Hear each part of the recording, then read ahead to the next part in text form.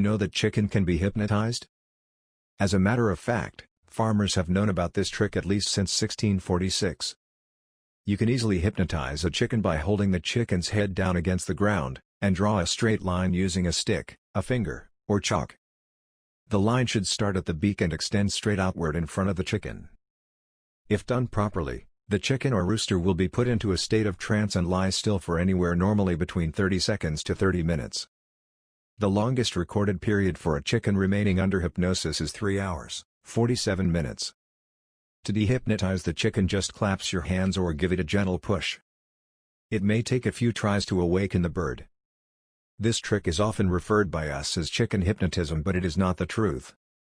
It is actually called tonic immobility and is quite different from the kind of hypnosis that most of us think of.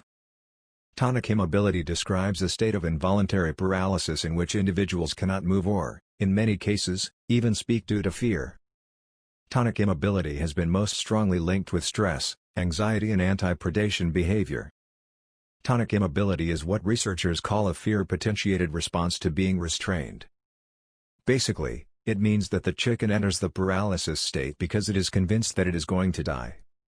The anxiety and stress felt by the chicken triggers tonic immobility, which appears to us that the chicken is actually staring at the straight line.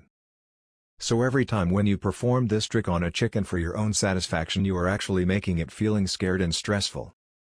One thing to be noted is that excessive chicken hypnotism is harmful to the body of the chicken. Hope you enjoy this video and please do like and subscribe for more content in the future.